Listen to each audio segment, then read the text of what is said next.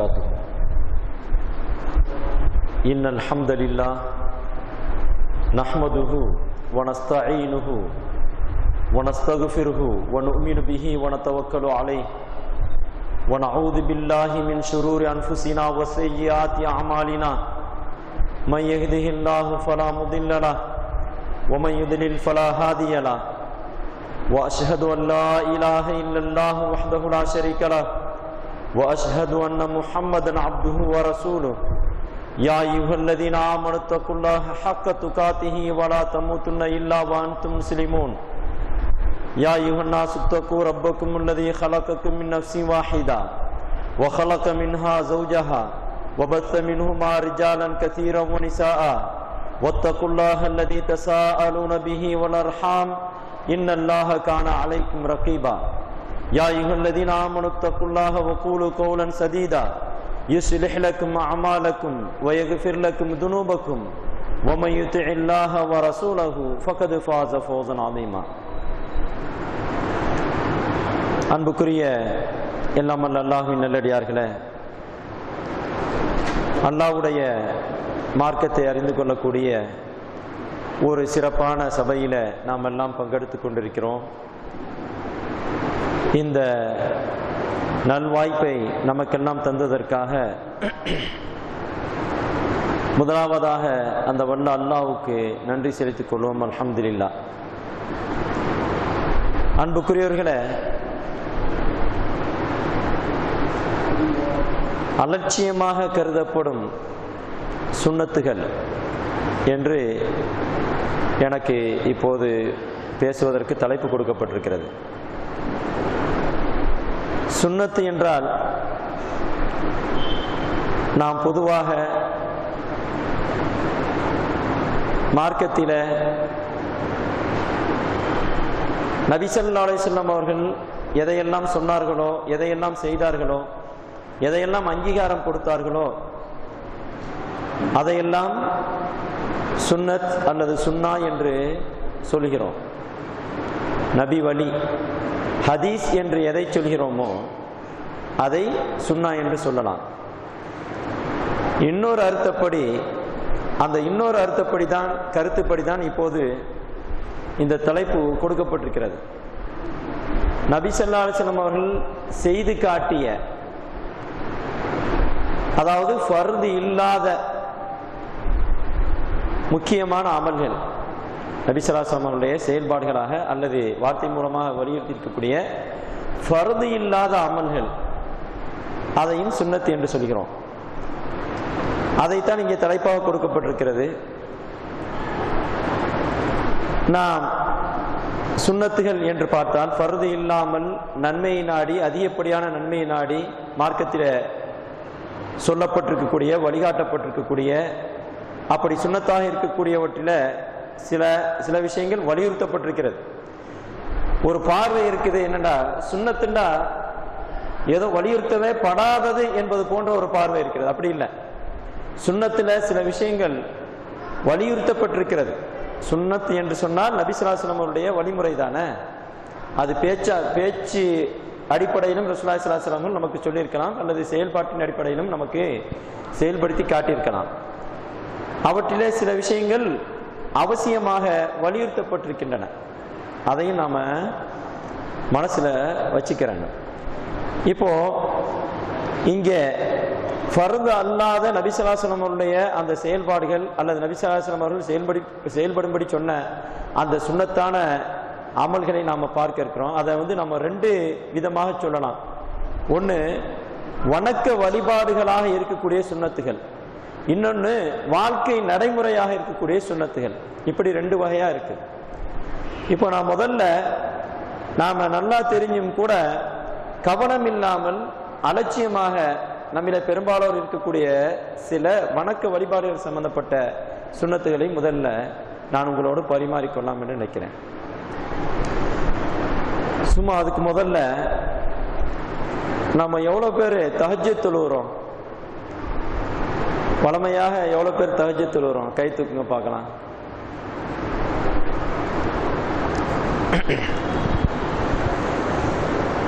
சரி, வளமையாக தொழுகிறது இல்லை, அவ்வப்போதாவது தொழுகிற ஆள்க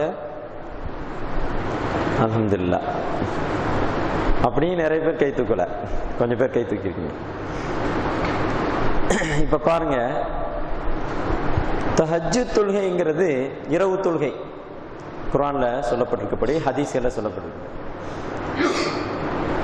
அது நாம சுன்னத்துன்னு சொன்னால், நான் சொன்ன மாதிரி ஒரு வலியுறுத்தப்பட்ட சுன்னத். குர்ஆனிலும் ஹதீஸிலும் அதிகமாக அதை பேசப்பட்டிருக்குது. நீங்க எல்லாம் அதாவது குர்ஆன்ல உத்தரவாக சொல்லப்படக்கூடியதுன்னா அது செய்ய வேண்டிய ஒண்ணு தானே. நீங்க குர்ஆன்ல 29வது ஜுஸ்ல சூரத்துல் முஸம்மில் இருக்குது.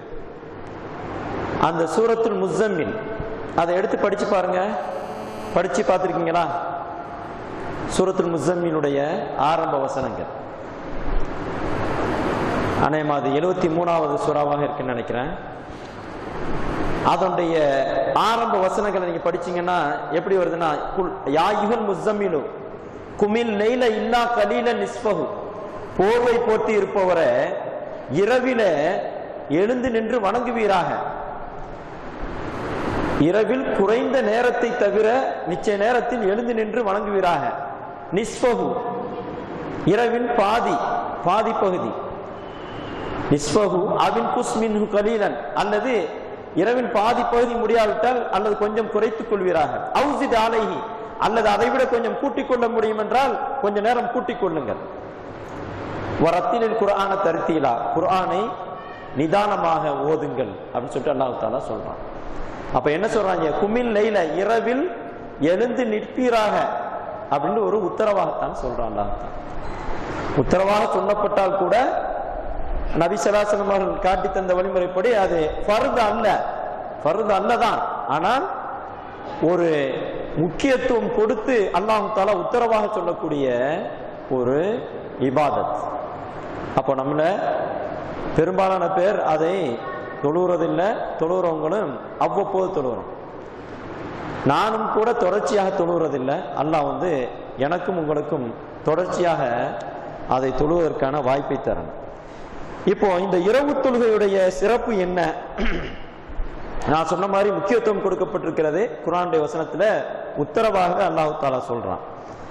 பாருங்க, ரசூலுல்லாஹி ஸல்லல்லாஹு அலைஹி வஸல்லம் சொல்றாங்க ஒரு ஹதீஸ்ல, அஃதலு ஸலாத்தி பாத ஸலவாத்தில் மக்தூபத்தி ஸலாத்துல் லைலி, தொழுகைகளில் கடமையான தொழுகைகளுக்கு அடுத்து மிக சிறந்த தொழுகை எதுவென்றால் இரவு தொழுகை தான். அதாவது தஹஜ்ஜுத் தொழுகை என்று சொன்னார்கள் ரசூலுல்லாஹி ஸல்லல்லாஹு அலைஹி வஸல்லம். அப்போ இரவு, அந்த ஃபர்லான தொழுகைக்கு அடுத்து மிக முக்கியமான தொழுகை இரவு தொழுகை, தஹஜ்ஜுத் தொழுகை தான். அப்ப நம்ம முக்கியத்துவம் கொடுக்கணும் இல்லையா? முக்கியத்துவம் கொடுப்போமா? நம்மெல்லாம் ஒரு விஷயத்த, ஒரு ஆயத்தை அதிகமா பயான்கள்ல சொல்ல கேட்டிருப்போம். நாம கூட சொல்லுவோம். நிறைய பேருக்கு மனப்பாடம் உள்ளதா இருக்கு. அறிந்தவர்களும் அறியாதவர்களும் சமமாவர்களா? இப்படி ஒரு வசனத்தை நம்ம அதிகமா கேள்விப்பட்டிருக்கோம் தானே. நம்ம கூட சொல்லி காட்டிருப்போம். குல்ஹல் யஸ்தபில்லதீன யாலமுன வல்லதீன லா யாலமுன், அறிந்தவர்களும் அறியாதவர்களும் சமமாவர்களா அப்படின்னு அல்லாஹ் கேட்கிறான். இங்க அல்லாஹ் தஆலா எதை சொல்லிட்டு அறிந்தவர்களும் அறியாதவர்களும் சமமாவர்களான்னு கேட்கிறான்? அதாவது யாரை பத்தி அறிந்தவர்கள் சொல்றாங்க அப்படின்னா, நீங்க அதுக்கு முன்னாடி உள்ள வார்த்தைகளை பார்க்கணும். அம்மன் ஹுவ கானித்துன் ஆனா அல் லைலி, அம்மன் ஹுவ கானித்துன் ஆனா அல் லைலி சாஜிதன் வ காயிமன் யஹ்தருல் ஆখিরা வ யர்ஜு ரஹ்மத் ரப்பி. யார் சிறந்தவன்?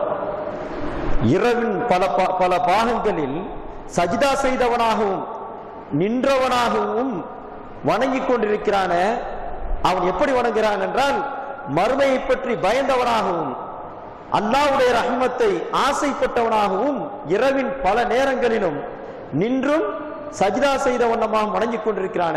அவன் சிறந்தவனா இல்லையா அவன் கேட்டு, குல்ஹல் யஸ்தபில்லதீன யாலமுன் வல்லதீன லா யாலமுன், நபியே நீங்கள் கேளுங்கள், அறிந்தவர்களும் அறியாதவன் சமமாவர்களா அப்படின்னு அல்லாஹ் தஆலா சொல்றான். அப்ப இங்க அல்லாஹ் தஆலா அறிந்தவர்னு யாரைத்தான் சொல்ல வர்றான்? யாரை சொல்ல வர்றான்? இரவில சஜிதா செய்த வண்ணமும் நின்று வணங்கிய வண்ணமும் அல்லாஹ்வை வணங்கக்கூடியவர்கள். அவங்கள சொல்லிட்டு தான் அறிந்தவர்கள் இப்படியெல்லாம் அல்லாஹ்வை அறிந்தவர்களும் இப்படி செய்யாமல் அல்லாஹ்வை சரிவர அறியாமல் இருக்கிறார்களே அவர்களும் சமமாவர்களா அப்படின்ட்டு யாரை பத்தி சொல்லிட்டு தான் சொல்றான்.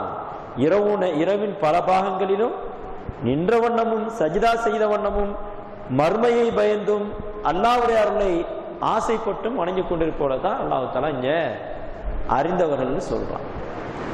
அப்ப நம்ம இந்த வசனத்தை இந்த வசனத்தினுடைய 2வது பாட்டை வச்சு பொதுவாக நம்ம இந்த பயான்களை கேட்டாலும் கூட, பயான்கள் சொல்லப்பட்டாலும் கூட, யாரைத்தான் இங்க மையப்படுத்துறான் அப்படின்னா, யார் இரவிலும் கூட அல்லாஹ்வை பயந்து நின்று வணங்குகிறார்கள், நின்றும் சஜிதா செய்தவனும் வணங்கி கொண்டிருக்காங்களோ அவங்களத்தான் சரியாக அறிந்தவர்கள், அல்லாஹ்வை பற்றி அறிய வேண்டிய முறையில் அறிந்தவர்கள். அவர்களும் அப்படி வணங்காமல், அல்லாஹ்வை சரியாக புரிந்து கொள்ளாமல் வணங்காமல் இருப்பவரும் சமமாக மாட்டார்னு சொல்றான். அப்போ அந்த அடிப்படையில இங்கே சிறந்தவர்கள் என்று அல்லாஹ் தஆலா இந்த வசனத்துல சொல்ல வர்றான அப்படிப்பட்ட நிலையை நாம் அடையணும்னா இரவு தொழுகையை நாம தொழுகணும். அது மாதிரி பாருங்க, குர்ஆன்ல நிறைய வசனங்கள்ல சொல்றோம். அதை பத்தி பேசினாலே இன்றைய இந்த தர்பியா கிளாஸுடைய நேரம் கூட முடிஞ்சிடும். ஒரு சில முக்கியமான வசனத்தை மாத்திரம் சொல்றேன். நல்லடியார்களை பாராட்டிக்கிட்டு வர்றான்.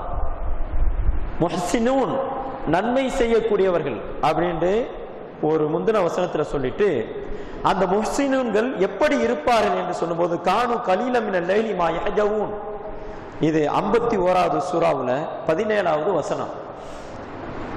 இந்த நன்மை செய்யக்கூடியவர் முஹ்சினூன்கள் எப்படிப்பட்டவர்கள் என்றால், இரவில குறைவாக தூங்குவார்கள், இரவில குறைவாக தூங்குவார்கள் அப்படின்னு அல்லாஹ் தஆலா சொல்றான், பாராட்டுறான். அப்போ இரவில குறைவாக தூங்கணும், மற்ற நேரம் வணங்கணும் அப்படிங்கிறது அல்லாஹ் தஆலா சொல்றான். இதுல பயந்துடக்கூடாது. அப்போ இரவுல குறையத்தான் தூங்கணுமா? நமக்கு 7 மணி நேரம் தூக்கம் தேவைப்படுதுன்னா அப்போ நம்ம வெறும் 3 மணி நேரம் மாத்திரம் தூங்கிட்டு 4 மணி நேரம் நின்று வணங்கணுமா அப்படின்னு நம்ம கேள்வி கேட்டு பயந்துடக்கூடாது. நார்மலாக எவ்வளவு நேரம் தூங்குவதற்கு தேவைப்படுகிறதோ பொதுவான மக்களுக்கு, முஸ்லிம் அல்லாதவர்களுக்கும் கூட ஒரு அளவான அளவு இருக்கு இல்லையா? இரவுல இத்தனை மணி நேரமாவது குறைஞ்சபட்சம் தூங்கணும்னு சொல்லிட்டு அளவான தூக்கம். அது 7 மணி நேரமா அப்படின்னா 6 மணி நேரமாவது தூங்கிட்டு, 6 மணி நேரம் தூங்கிட்டு 1 மணி நேரம் வணங்குறீங்கனால இரவுல கொஞ்சமா தானே தூங்குனீங்க. இந்த அடிப்படையில் அல்லாஹ் தஆலா சொல்றான். இது குறைஞ்சிக்கிட்டே போனாலும் சிறப்பு தான். ஆனா நீங்க 7 மணி நேரம் தேவைப்படும் போது நீங்கள் 6 மணி நேரம் தூங்கிட்டு 1 மணி நேரம் வணங்கினா, அல்லது 6.5 மணி நேரம் தூங்கிட்டு ஒரு அரை மணி நேரம் வணங்கினாலும் நீங்கள் இரவில தூங்க வேண்டிய அளவை குறைத்து கொண்டீர்கள்.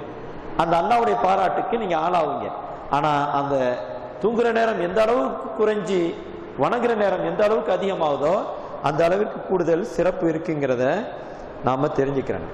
இதுல பாருங்க, இந்த இரவு தொழுகை எந்த அளவுக்கு மார்க்கத்துல அல்லாஹ்வுடைய தூதரால முக்கியத்துவம் கொடுத்து சொல்லப்பட்டிருக்குன்னா, ஒரு ஆள் எந்திரிச்சு இரவுல எந்திரிச்சு தஹஜ்ஜுத் தொழுகிறார். அப்படி தொழுவிட்டு குடும்பத்தார், முக்கியமாக மனைவி தூங்கிக்கிட்டு இருந்தா எழுப்பி விடணும்னு சொல்றாங்க. அந்த எழுப்பி விடுறது கூட நல்லா கண்டிஷன் பண்ணி எழுப்பி விடணும். அதையும் ரசூலுல்லாஹி ஸல்லல்லாஹு அலைஹி வஸல்லம் வலியுறுத்தி சொல்லியிருக்காங்க. எப்படி சொல்றாங்க? ரஹிமல்லாஹு ரஜுலன் காம மினல் லைலி ஃபஸல்லா, ஒரு மனிதருக்கு அல்லாஹ் தஆலா, ஒரு ஆண்மகனுக்கு அல்லாஹ் தஆலா கிருபை செய்யட்டும். அவர் என்ன செய்யறாருன்னா, இரவிலே எழுந்து நின்று அல்லாஹ்வை வணங்குகிறார், அல்லாஹ்வுக்காக தொழுகிறார். பிறகு தொழுதுகிட்டு இருக்கும்போது இடையில சலாம் கொடுக்கும்போது வைக்கதா இம்ராத்தும், தன்னுடைய மனைவியும் எழுப்பி விடுகிறார்.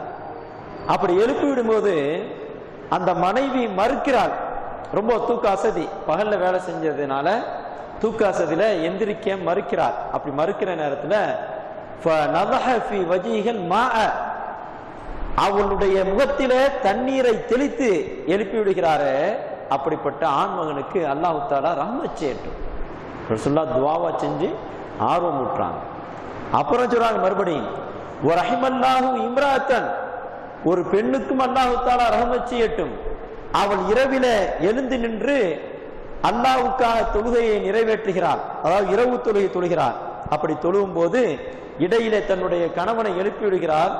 அப்போது அந்த கணவன் அந்த எழுந்திருக்க மறுக்கிறான், அதாவது தூக்க கலக்கத்தினால. அப்போ அந்த மனைவி தன்னுடைய கணவனுடைய முகத்திலே தண்ணீரை தெளித்து எழுப்பி விடுகிறாளே, இப்படிப்பட்ட மனைவிக்கு அல்லாஹ் தஆலா ரஹ்மத் செய்யட்டும் என்று சொன்னார். ஹதீஸ்ல, சஹீஹான ஹதீஸ்ல ரசூலுல்லாஹி ஸல்லல்லாஹு அலைஹி வஸல்லம் அவர்கள் இப்படி ஆர்வம் ஊட்டி இருக்கிறாங்க. நீங்க மாத்திரம் தொழுதா பத்தாது, அல்லாஹ்வுடைய அருளை பெற்றுக்கொண்டால் பத்தாது, உங்களுடைய மனைவியும் எழுப்பி விடுங்க. மனைவி முந்திக்கிட்டே எந்திரிச்சா கணவனை முகத்துல தண்ணீரை தெளிச்சாவது எழுப்பி விடுங்க என்று சொல்லி ஆர்வம் ஊட்டுகிறார்கள். இது அபூதாவுதுல 1308வது ஹதீஸாக பதிவு செய்யப்பட்டிருக்கு. வேற பல கிதாபுகள்லையும் இருக்கு. ஆக இந்த அளவிற்கு இரவு தொழுகை சுன்னத்து என்று நாம் சொன்னாலும் கூட ஆர்வம் ஊட்டப்பட்டிருக்கிறது. நாம முதல்ல ஒவ்வொரு நாளும் தொழாவிட்டால் கூட ஆரம்பத்தில் சில நாட்கள் தொழுது கொண்டே வந்து நாம தொடர்ச்சியாக இந்த தொழுகையை தொழுகிற அந்த நடைமுறை கொண்டு வர வேண்டும். எல்லாமல் அல்லாஹு தஆலா எனக்கும் உங்களுக்கும் அதற்கு நல்லுதவி செய்ய வேண்டும். அடுத்து நாம் அவ்வளவாக கண்டுகொள்ளாத சுன்னத்துகளிலே ஒன்று லுஹா தொழுகை. லுஹா தொழுகையை பற்றி ஹதீஸ்களில் நிறைய சொல்லப்பட்டிருக்குது. ரசூலுல்லாஹி ஸல்லல்லாஹு அலைஹி வஸல்லம் அவர்கள் தொழுதிருக்கிறார்கள். ஆனால் வளமையாக இரவு தொழுகை போல எப்போதும் விடாமல் தொழுததில்லை. நபி ஸல்லல்லாஹு அலைஹி வஸல்லமுடைய அந்த நடைமுறை பற்றி வரும்போது கூட சில சமயங்களில் தொழாமலும் இருந்திருக்கிறார்கள். அந்த அடிப்படையில் நாம தொழாமல் இருந்தால் கூட நமக்கு வாய்ப்பு கிடைக்கும் போது சில சமயங்களில் வேலை நாள் இல்லாமல் லீவு நாளா இருக்கு, தொழுவலாம். வேலை நாள் இருக்கும்போது கூட கொஞ்சம் ஃப்ரீயா இருக்கும், தொழுவலாம். லுஹா தொழுகையுடைய அந்த முற்பகல் நேரத்துடைய தொழுகையை பற்றி ரசூலுல்லாஹி ஸல்லல்லாஹு அலைஹி வஸல்லம் சொல்றாங்க பாருங்க. ஒவ்வொரு நாளும் நம்முடைய உடல் மூட்டுக்கள் எல்லாம் சரியாக வேலை செய்வதனால், அந்த உடல் மூட்டுக்களுக்காக அந்த வேலை செய்கிறது என்பதனால், அல்லாஹ்வுக்காக நாம் உடல் மூட்டுக்கள் 300க்கும் மேற்பட்டவை இருக்கிறது. நம்ம வெளியே தெரியக்கூடிய இந்த விரல்கள் மூட்டுக்கள், கையுடைய மூட்டுக்கள், காலுடைய மூட்டுக்கள் போக உள்ளே உள்ள நரம்புகள் வளையும் இடங்கள், ஜாயிண்ட் ஆகிற இடங்கள், ஒரு இடத்துலேருந்து ஒரு இடத்துல வளைஞ்சு போற இடங்கள் என்று சொன்னால் 300க்கும் மேற்பட்ட இடங்கள் இருக்கு. இப்போ இது எல்லாம் வேலை செய்கிறது என்பதனால் ஒவ்வொரு நாளும் காலையில அதற்காக அந்த மூட்டுக்கள் அளவு தர்மம் செய்வது கடமையாக இருக்கிறது. தர்மம் செய்ய வேண்டும் அப்படின்னு சொல்லிட்டு, அந்த அளவுக்கு தர்மம் செய்ய முடியாது என்றால் நபி ஸல்லல்லாஹு அலைஹி வஸல்லம் சொல்றாங்க, குல்லு தஸ்பீஹத்தின் சதக்கத்துன், ஒரு தஸ்பீஹ் சொல்லுவதும் சதக்கா தான். அதாவது சுப்ஹானல்லாஹ் என்று சொல்வதும், அல்லது தஹ்மீதத்தின், அதாவது அல்ஹம்துலில்லாஹ் என்று சொல்வதும், அல்லாஹு அக்பர் என்று சொல்வதும், லா இலாஹா இல்லல்லாஹ் என்று சொல்வதும் கூட சதக்காவுக்கு ஈக்குவல் ஆயிடும். அது மாதிரி ஒரு நன்மை ஏவுவது ஒரு சதக்காவுக்கு ஈக்குவல் ஆயிடும், தீமையை தடுப்பது இதெல்லாம் சதக்காவுக்கு ஈக்குவல் ஆயிடும். இப்படி பல தஸ்பீகள், அது மாதிரி நல்ல விஷயத்தை சொல்லிக் கொடுக்கிறது, இப்படி இந்த மாதிரி பண்ணி அந்த உடல் மூட்டுக்கள் அளவு வந்துட்டாலே என்ன ஆயிடும், அந்த சதக்காக்களுக்கு ஈக்குவல் ஆகி உங்களுடைய காலையில செய்ய வேண்டிய, ஒரு நாளுக்காக செய்ய வேண்டிய கடமை முடிஞ்சு போகும்.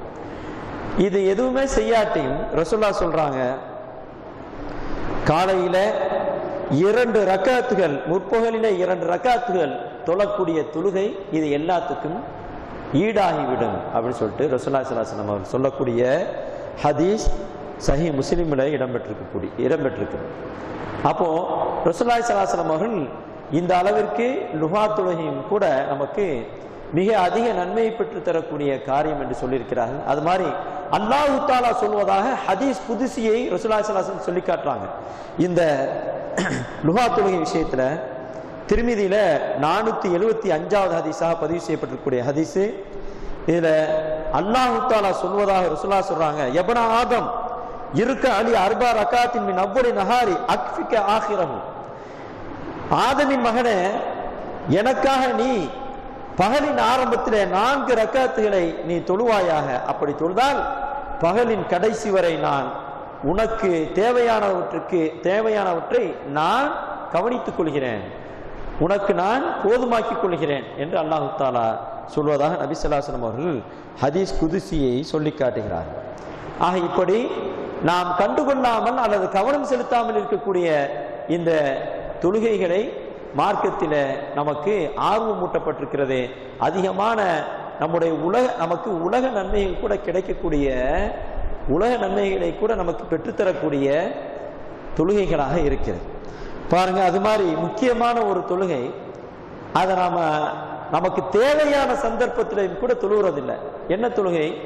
ஒரு நெருக்கடி வரும்போது, ஒரு கஷ்டம் வரும்போது, ஒரு தேவை வரும்பொழுது அதை எப்படி நிறைவேற்றிக் கொள்வது அப்படிங்கிறதுக்கு வழி தெரியாமல் இருக்கும்போது அல்லாஹ்விடத்திலே உதவி தேடி தொழக்கூடிய தொழுகை இருக்கிறது. எப்படி வருது ஹதீஸ்ல, நபி ஸல்லல்லாஹு அலைஹி வஸல்லம் அவர்களுக்கு ஏதேனும் ஒரு காரியம் சிரமத்தை தந்தால் அந்த காரியத்தை எப்படி முடிக்கிறது அப்படின்னு தெரியாம இருந்தா, ஒரு காரியம் அவருக்கு கஷ்டமாக தோன்றினால், ஒரு பெரிய குழப்பமாக இருந்தால் உடனே நபி ஸல்லல்லாஹு அலைஹி வஸல்லம் அவர்கள் தொழுகைக்கு விரைவார்கள் அப்படின்னு சொல்லிட்டு பிரபலமான ஹதீஸ் கிதாபுகள்ல பதிவு செய்யப்பட்டிருக்கு. அப்போ இந்த மாதிரி நாம செய்யறோமா? அல்லாஹ் தஆலா இதுக்கு குர்ஆன்ல வழிகாட்டுறான். வஸ்தஈனு பிஸ்ஸப்ரி வஸ்ஸலாம். என்ன அர்த்தம்? என்ன அர்த்தம்? தொழுகையை கொண்டும் பொறுமையை கொண்டும் அல்லாஹ்விடத்துல உதவி தேடுங்கன்னு அல்லாஹ் சொல்றான்ல. எதுக்கு சும்மா இருக்கும்போது உதவி தேடுங்கன்னு சொல்ல மாட்டான். என்ன தேவை, ஒரு கஷ்டம் வரும்போது தானே அல்லாஹ் தஆலா உதவி தேட சொல்றான். அப்போ நம்மள எவ்வளவு பேரு துனியா விஷயத்துல எத்தனையோ கஷ்டம் வருது, அப்போ எவ்வளவு பேரு நம்ம போய் 2 ரக்காத் தொழுதுட்டு உதவி தேடுவோம் என்று எவ்வளவு பேருக்கு நினைவு வருது. அல்லாஹ் தஆலா வழிகாட்டுறானே, நபி ஸல்லல்லாஹு அலைஹி வஸல்லம் அவர்கள் இதை நடைமுறைப்படுத்தி இருக்காங்களே, நம்ம எத்தனை பேர் இதை செய்யறோம்? நம்ம எதுவாக இருந்தாலும், மாணவர்களாக இருந்தா பரீட்சைக்கு கிளம்புறோமா 2 ரக்காத் தொழுதுட்டு அல்லாஹ்ட்ட உதவி தேடிட்டு போகணும். நீங்க வியாபாரியா இருக்கிறீங்களா, திடீர்னு ஒரு நாள் கொடுக்கல் வாங்கல, கொடுக்க வேண்டிய காசு கொடுக்க வேண்டியது இருக்குது, சேரல கொடுக்க வேண்டிய அளவு, என்ன செய்யணும்? அல்லாஹ் நாடாளப்புறத்துல தந்துருவான்ல. அப்ப அதுக்காக உதவி தேடுறது எப்படி? 2 ரக்காத் தொழுதுட்டு அல்லாஹ்ட்ட உதவி தேடணும். அல்லாஹ் குர்ஆன்ல அதை உங்களுக்கு நமக்கு வழிகாட்டுதலாவே சொல்றான். நபி ஸல்லல்லாஹு அலைஹி வஸல்லம் அவர்கள் அதை ஒரு சுன்னத்தாக நடைமுறைப்படுத்தி காட்டிருக்காங்க. ஆனா நம்ம கஷ்டம் வரும்போது அல்லாஹ்ட்ட போய் தொழுதுட்டு கேட்போம் அப்படிங்கிற நினைவுக்கு வர்றதில்ல. துன்யாவிலேயே நம்ம கவனம் செலுத்துறோம். இதுல இருந்து எப்படி தப்பிக்கிறது, இதை எப்படி தீர்க்கிறது, இப்படித்தான் நம்ம யோசிக்கிறோமே தவிர, அதனாலேயே நமக்கு நாமே அதிகப்படியான கஷ்டத்தை தேடிக்கிறோமே தவிர, அல்லாஹ்ட்ட முறையிடுவோம், 2 ரக்காத் தொழுதுட்டு அல்லாஹ்ட்ட கேட்போம், அல்லாஹ் உதவி தேட சொல்றான தொழுகை மூலமா அப்படின்னு நினைவு வர்றதில்லை. ஏன்னா இந்த சுன்னத்தை நாம அலட்சியமாக, இந்த சுன்னத்து விஷயத்துல அலட்சியமாக இருக்கிறோம். அப்போ அல்லாஹ்வோடு தொடர்போடு இருப்பதற்கும் அல்லாஹ்விடத்துல உதவி தேடுவதற்கும் முக்கியமாக தேவை, முக்கிய தேவை கஷ்டம் வர்ற நேரத்தில் அல்லாஹ்ட்ட உதவி தேடுறதுக்கு 2 ரக்காத் தொழுது உதவி தேடுவது என்பது ஒரு முக்கியமான சுன்னத்து. நபி ஸல்லல்லாஹு அலைஹி வஸல்லம் அவர்கள் நமக்கு காட்டி தந்த சுன்னத்தாக இருக்கிறது. இதையும் நாம செயல்படுத்தணும். அது மாதிரி வணக்க வழிபாடுகள் என்று சொன்னால் நாம் அவ்வளவாக கவனம் இல்லாமல் இருக்கக்கூடிய ஒரு விஷயம் ஒழு செய்யறது பத்தி. அதாவது நாம சும்மா இருந்தாலும் கூட ஒளி செஞ்சு இருக்கிறது ஒரு நல்ல காரியம். ஹதீஸ்கள்ல சும்மா இருக்கிறோம், தொழுகைக்காக ஒளி செஞ்சு ஆகணும், தொழுகைக்குடைய ஷரத்துல ஒண்ணு இல்லாம தொழுகை தேவையில்லைன்னா கூட நம்ம ஒளி செஞ்சுட்டு சும்மா இருக்கும்போது கூட ஒளி செஞ்சுட்டு இருக்கு, சுத்தமாக இருக்கிறோம்னு அர்த்தம். அப்படி இருக்கிறதுக்கு மார்க்கம் வழிகாட்டி இருக்கு. இருக்கா? அந்த மாதிரி ஹதீஸ் கேள்விப்பட்டிருக்கீங்களா? என்ன சொல்லுங்க பார்க்கலாம். பிலால் ரலியல்லாஹு அன்ஹு அவங்க சம்பந்தப்பட்ட ஹதீஸ் பாருங்க. அந்த ஹதீஸ் எப்படி வருதுன்னா, ரசூலுல்லாஹி ஸல்லல்லாஹு அலைஹி வஸல்லம் அவர்கள் பிலால் ரலியல்லாஹு அன்ஹு சொல்றாங்க, ஒரு சமயம் தெரிஞ்சிருக்குது, தெரியாதவங்களுக்கு தெரிஞ்சுக்கிறதுக்காகவும் தெரிஞ்சவங்களுக்கு ஒரு கூடுதல் நினைவூட்டலாகவும் இதை சொல்றேன். ஒரு சமயம் ரசூலுல்லாஹி ஸல்லல்லாஹு அலைஹி வஸல்லம் பிலால் ரலியல்லாஹு அன்ஹு கூப்பிட்டு, நான் சொர்க்கத்தில் நடந்து போகும்போது எனக்கு முன்னால் நீ நடந்து போற உன்னுடைய காலோசையை கேட்டேன். நீ அந்த மாதிரி அப்படி ஒரு சிறப்புக்கு நீ என்ன மாதிரியான அமலை செய்யற அப்படின்னு கேட்கும்போது பிலால் ரலியல்லாஹு சொல்றாங்கன்னா, எனக்கு ஒளு முறிஞ்சால நான் என்ன செஞ்சிருவேன்னா ஒளி செய்யாம இருக்க மாட்டேன். சும்மா இருக்கும்போது கூட ஒளி செய்வேன், மாத்திரம் இல்லை. அப்படி ஒளி செஞ்சிட்டதுக்காக சும்மா தான் ஒளி செய்யறேன். அப்படி ஒளி செஞ்சதுக்காக சும்மாவே அந்த ஒளி செஞ்சு முடிச்சதுக்காக ஒரு 2 ரக்காத் தொழுவேன் நஃபிலா. இது என்னுடைய நடைமுறையா இருக்குது அப்படின்னு சொன்னோன்னே, இந்த சிறப்பான அமலின் காரணமாகத்தான் நீ எனக்கு முன்னாடி நடந்து போறத நான் பார்த்திருக்கேன் அப்படின்னு ரசூலுல்லாஹி ஸல்லல்லாஹு அலைஹி வஸல்லம் சொல்றாங்க. திருமிதியில 3688வது ஹதீஸாக இந்த ஹதீஸ் பதிவு செய்யப்பட்டிருக்கு. அது மாத்திரமில்ல, பொதுவாகவே ஒளி செஞ்சா எவ்வளவு பெரிய சிறப்புன்னா, நாம தொழுகைக்காக ஒளி செய்யறோம்னு வச்சுக்கிட்டா கூட, ஃபர்து தொழுகைக்காக ஒளி செய்யறோம் அப்படின்னு வச்சுக்கிட்டா கூட, ஒளி செய்யும் போது நாம் ஒவ்வொரு உறுப்பாக கழுவும் போது அந்த ஒவ்வொரு உறுப்புல இருந்தும் நம்முடைய பாவங்கள் கழுவி அப்படி அதோடைய வெளியாயிடுதான். நாம கழுவக்கூடிய அந்த தண்ணீரோடு நம்முடைய பாவங்கள் எல்லாம் வெளியாகி விடுகிறது. ஒவ்வொரு உறுப்பாக சொல்லி காட்டுறாங்க சொல்லலாம். முகத்தை கழுவினால் முகத்திலிருந்து பாவங்கள் வழிந்தோடி விடுகிறது.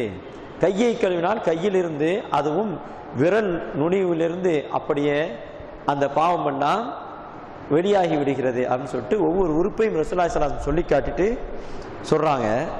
இப்படி ஒளி செஞ்ச உடனே முழுமையாக ஒளி செய்யும் போது இப்படி உறுப்புகள் வழியாக தண்ணீர் வழியாக எல்லா பாவங்களும் வெளியேறுது. இதுக்கப்புறம் அவர் பள்ளிவாசலுக்கு நடந்து போறதும் அங்கே போய் அவர் தொழுறதும் கூட எக்ஸ்ட்ரான்மையாகத்தான் இருக்கும். அந்த அளவிற்கு அவருடைய பாவத்திலிருந்து சுத்தமாகிறாரு அப்படி சொல்லிட்டு ஹதீஸ்கள்ல சொல்லப்பட்டிருக்கிறார். அப்போ அந்த அளவிற்கு ஒளி செய்யறதுடைய சிறப்பு இருக்குது. அதனால நாம சும்மா இருந்தால் கூட ஒழுவோடு இருப்பது ஒரு சுன்னத்தான அமல் அப்படிங்கிறத நாம தெரிஞ்சுக்கிறோம். அது மாதிரி ஒழுவோட சம்பந்தப்பட்ட ஒரு சுன்னத்து, ஒளி செய்து முடித்த பிறகு அந்த ஒழுவுடைய துவாவை ஓதுவது, ஒழுவுடைய துவாவை ஓதுவது ஒரு முக்கியமான சுன்னத்து. அதுவும் ஹதீஸ்கள்ல சொல்லப்பட்டிருக்கு. ஒழுவுடைய துவா என்ன ஹதீஸ்ல வர்றது? பிரபலமாக நம்ம ஓதக்கூடிய துவா தான். என்னது? அஷ்ஹது அல்லா இலாஹ இல்லல்லாஹு வஹ்தஹு லா ஷரீக லஹு வ அஷ்ஹது அன்ன முஹம்மதன் அப்துஹு வ ரசூலுஹு. இது நமக்கு பெரும்பாலான பேருக்கு தெரியும்.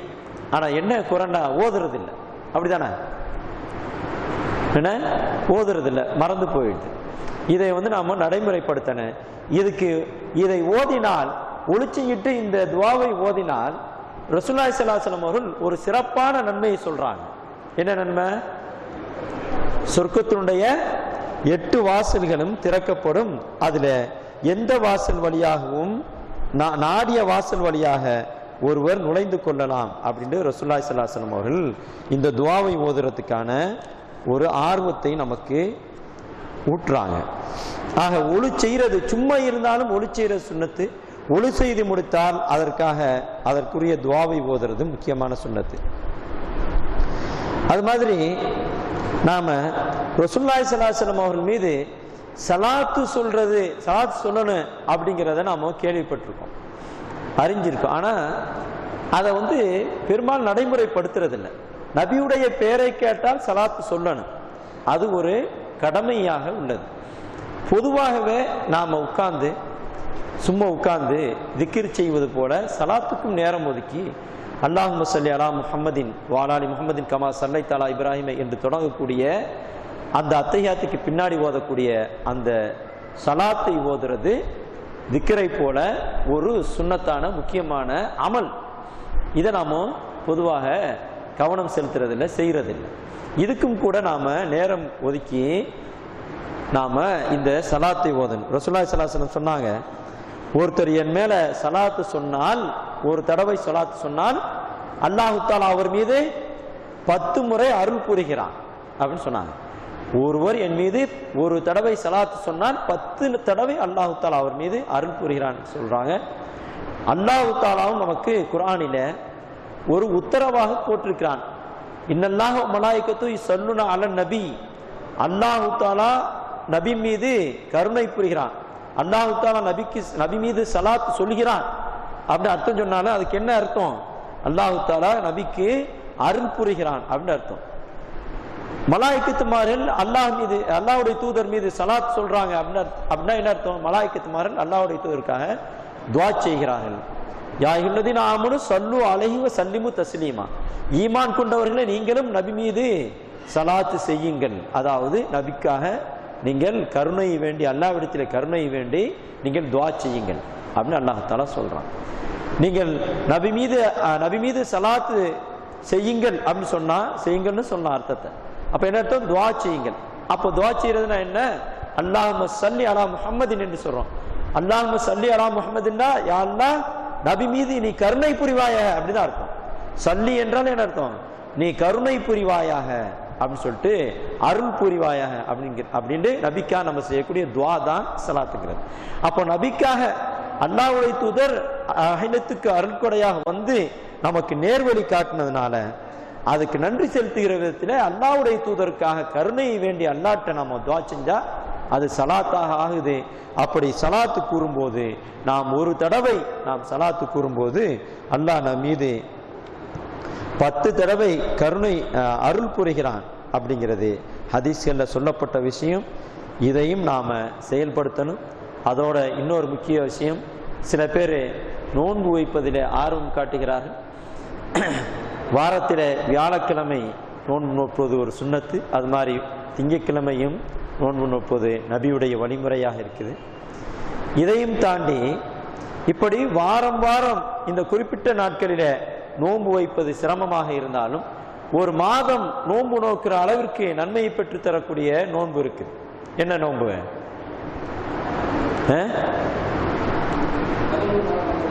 13 ஐயாமுல் பீத். ஐயாமுல் பீத்னா என்ன அர்த்தம்? வெளிச்சத்தின் நாட்கள்.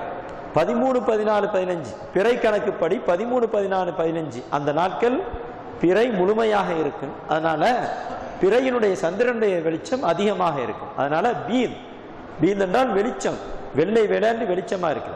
அப்ப வெளிச்சத்தின் நாட்கள் என்று ஹதீஸ்ல பெயர் வைக்கப்பட்டிருக்கிறது. இந்த 3 நாளும் நோன்பு வைக்கிறதும் ஹதீஸ்கள்ல ஆர்வமூட்டப்பட்ட சுன்னத்து. வாரத்துல 2 நாள் வச்சா மாசத்துல 8 நாள். இது சிலருக்கு சிரமமா இருக்கலாம். அதே நேரத்தில் 3 நாள்ங்கிறது ஈஸியாக இருக்கும். இந்த 3 நோன்பை பத்தி முக்கியத்துவத்தை சொல்லும் போது அபு ஹுரைரா ரலியல்லாஹு அன்ஹு சொல்றாங்க, அவுசானி ஹலீலி, என்னுடைய உற்ற நேசர் எனக்கு உபதேசம் செய்தார், வசியத்தாக செஞ்சாங்க. அதாவது ரசூலுல்லாஹை பத்தி சொல்றாங்க. என்னுடைய உற்ற நேசராகிய நபி ஸல்லல்லாஹு அலைஹி வஸல்லம் அவர்கள் எனக்கு வசியத்தாக செய்தது 3 விஷயங்களை செய்தார்கள். ஒன்று, மாதம் 3 நாள் நான் நோன்பு வைக்க வேண்டும். இன்னொன்று, துஹா தொழுகையை நான் ஒவ்வொரு நாள் நிறைவேற்ற வேண்டும். இன்னொன்று, நான் வித்திரு தொழுத பின்னால் தான் தூங்க வேண்டும் என்று என்னுடைய உற்ற நேசர் ரசூலுல்லாஹி ஸல்லல்லாஹு அலைஹி வஸல்லம் அவர்கள் என்னிடத்தில் உபதேசத்தை செய்தார்கள், வசியத்தாக செஞ்சாங்க. வசியத்துங்கிறது நீ கையை பிடிச்சி நீ இப்படித்தான் நடந்துக்கிறன்னு அப்படின்னு சொல்றது. அப்படி எனக்கு செய்தார்கள் என்று யார் சொல்றா? அபு ஹுரைரா ரலியல்லாஹு அன்ஹு சொல்றாங்க. இது புகாரில 1178வது ஹதீஸா பதிவு செய்யப்பட்டிருக்கு. இதை அபு ஹுரைரா ரலியல்லாஹு அன்ஹுக்கு ரசூலுல்லாஹி ஸல்லல்லாஹு அலைஹி வஸல்லம் ஒரு வசியத்தாவே செஞ்சிருக்காங்க. அப்போ வசியத்தாக செய்யப்பட்ட இந்த காரியத்தை நன்மையை அதிகமாக விரும்பக்கூடிய நாம் செய்யணும். இதுல ஒரு விஷயத்தை கவனத்தில் வச்சுக்கிறேன்னு, வித்திரு தொழுத பின்னால் நீ தூங்குண்டு யாருக்கு வசிய செஞ்சாங்க? அபு ஹுரைரா ரலியல்லாஹு அன்ஹு. நம்மள நிறைய பேருக்கு இந்த வசியத்து பொருந்தும். பொதுவாக யாரு தஹஜ்ஜுதுக்கு கன்ஃபார்மா எந்திரிப்போம், உறுதியா எந்திரிப்போம், தப்பி போனா எப்பாதான் தப்பி போவோம், அபூர்வமா தப்பி போவோம், இல்லாட்டி நான் கன்ஃபார்மா எந்திரிப்போம் அப்படின்னு இருந்தா அப்படி உறுதியா இருக்கக்கூடியவரு தொழ வேண்டியதில்லை. தஹஜ்ஜுதுக்கு எந்திரிச்சு தொழுத பின்னாடி தான் வித்திரு தொழுவணும். ஆனா தொழாமல், அதாவது தஹஜ்ஜுதுக்கு எந்திரிக்காமலும் போயிடுவோம் அப்படின்னு இருக்கும்போது என்ன செஞ்சிடனே? வித்திர தொழுதுறேன்னு. வித்திர தொழுதுட்டு படுத்தாலும் தஹஜ்ஜுதுக்கு எந்திரிக்க முடிஞ்சா எந்திரிச்சு தஹஜ்ஜுதை தொழுதுக்கிறலாம். தஹஜ்ஜுது தொழுவக்கூடாது அர்த்தம் வந்துடாது. சரியா? இதையும் நாம கவனத்துல வச்சுக்கிறோம். ஆக இப்படிப்பட்ட அமல்கள்ல, இபாதத்துகள்ல சுன்னத்தாக இருக்கக்கூடிய காரியங்களை நாம் எப்பொழுதும் கண்ணும் கருத்துமாக செய்யணும். இப்படி அமல்கள்ல வலியுறுத்தப்பட்டிருக்கக்கூடிய காரியங்களை நாம செய்யும் போது நம்முடைய நன்மை தட்டு கணக்குறதோட நம்முடைய பாவங்களும் அழிகிறதுக்கு ஒரு நல்ல வாய்ப்பாக இருக்கும். இதை நாம கவனத்துல வச்சுக்கிறேன்னு. இதுல அமல்கள்ல ஆர்வமூட்டப்பட்ட நாம் அலட்சியமாக இருக்கக்கூடிய ஒரு அமலை நான் இங்கே சொல்றேன். சுன்னத்தான காரியங்கள்ல அல்லாஹ்வை திக்ர் செய்யறது. அல்லாஹ்வை திக்ர் செய்யறதுன்னா நம்ம தொழுது முடிச்ச உடனே அஸ்தக்ஃபிருல்லாஹ் அஸ்தக்ஃபிருல்லாஹ் சொல்லிடுறோம், சுப்ஹானல்லாஹ் சுப்ஹானல்லாஹ் சொல்லிடுறோம், திக்ர் வந்துருதுதான். இதுல குறைஞ்சபட்ச அளவு நிறைவேறுது. ஆனா மார்க்கத்துல ஆர்வம் ஊட்டப்பட்டிருக்குதுல, இது தொழுகையோட ஒட்டியது, தொழுகையோடு சேர்ந்த மாதிரி தான் இது. தொழுகைக்கு பின்னால் அப்படின்னா ஃபிக்ஹ் கிதாபுலையும் சரி ஹதீஸ் கிதாபுலையும் சொல்லப்படுது. தொழுகையோடு இணைந்து அமலா போயிடுது. ஆனா திக்ர் செய்யுங்கள் அப்படின்னு குர்ஆன்ல ஒரு உத்தரவாக சொல்லப்படுது. ஹதீஸ்ல சிறந்த அமல் அப்படின்னு சொல்லிட்டு வலியுறுத்தப்படுது. இதெல்லாம் எப்படி செய்யறது? தொழுகைக்கு பின்னால் செய்யக்கூடிய தஸ்பீகளை தாண்டி சும்மா உட்கார்ந்து நேரம் ஒதுக்கி அல்லாஹ்வை நினைவு கூர்ந்து கொண்டு உட்கார்ந்து இருப்பதைத்தான், அல்லாஹ்வை போற்றி புகழக்கூடிய வார்த்தைகளை சொல்லிக் கொண்டு இருப்பதைத்தான் சொல்லப்படுது. இதை நாம எவ்வளவு பேர் செய்யறோம்? நம்ம யோசிச்சு பார்க்கணும். குர்ஆன்ல அல்லாஹ் தஆலா சொல்லும் பொழுது உதுக்குருல்லாஹ கதீரன் லஅல்லக்கும் துஃப்லிஹூன், நீங்கள் அல்லாஹ்வை அதிகமாக திக்ர் செய்யுங்கள், நீங்கள் வெற்றி பெறலாம் அப்படின்னு அல்லாஹ் தஆலா வெவ்வேறு இடங்கள்ல குர்ஆன்ல சொல்லி காட்டுறான். குறிப்பா 62வது சூராவுல 10வது ஆயத்துல இந்த வார்த்தை இடம்பெற்றிருக்குது. அல்லாஹ்வை அதிகமாக திக்ர் செய்யுங்கள், நீங்கள் வெற்றி பெறுவீர்கள் அப்படின்னு சொல்லி அல்லாஹ் தஆலா சொல்றான். அதிகமாக திக்ர் செய்யுங்கன்னா தொழுகைக்கு பின்னால் செய்யக்கூடிய அந்த திக்ர் தஸ்பீஹ்கள் போக நேரம் ஒதுக்கி உட்கார்ந்து திக்ர் செய்யறது தான் அல்லாஹ் தஆலா சொல்றான்.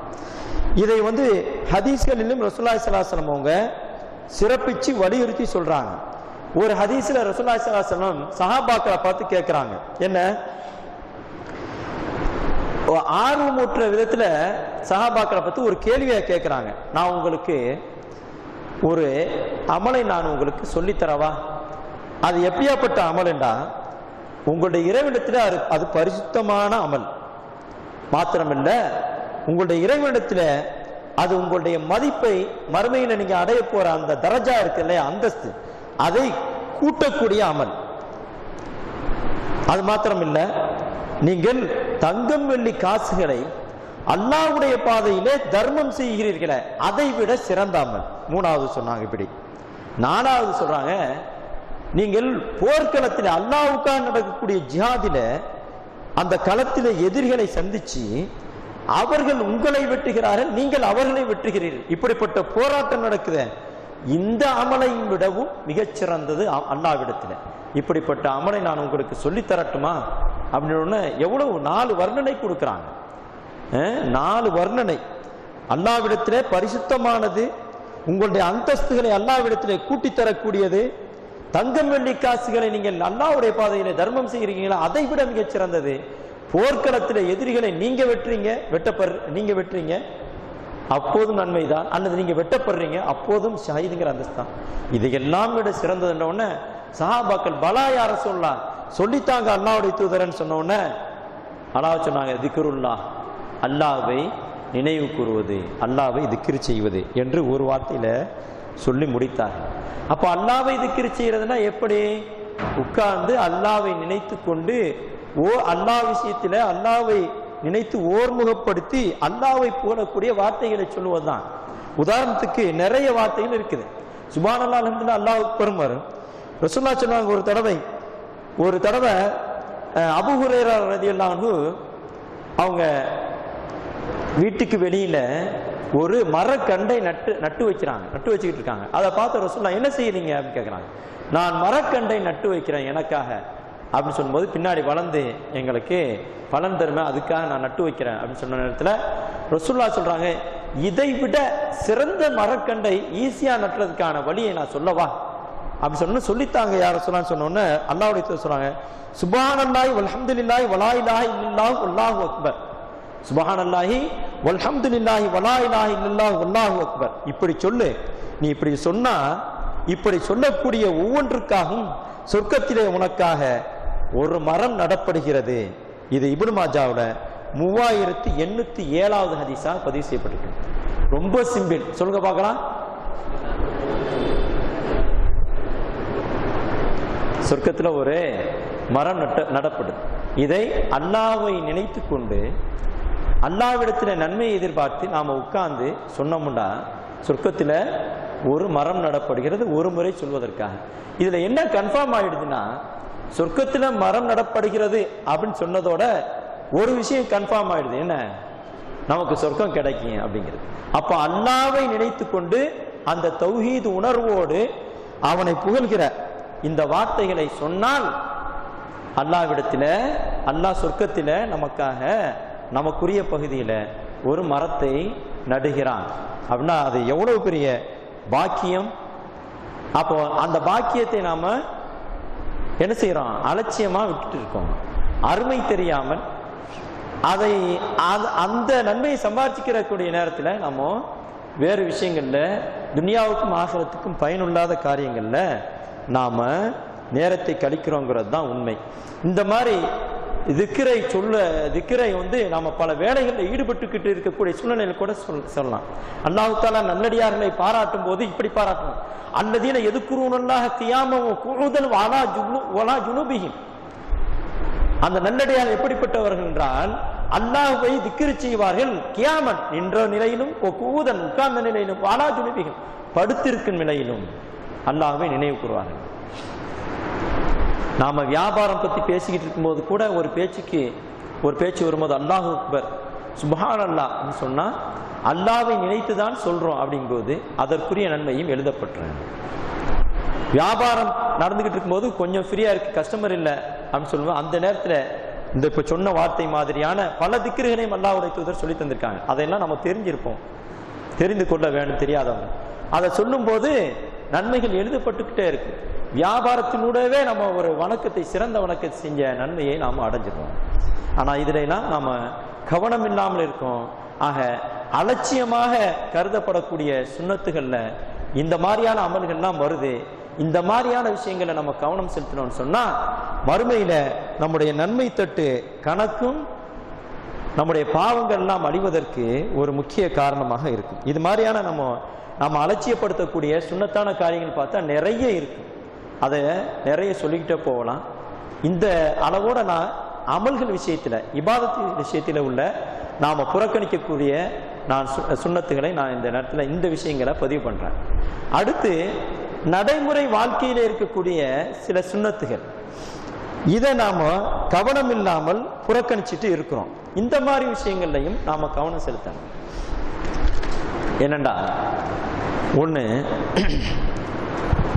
பெத்தவங்களுக்கு பணிவிடை செய்யறது.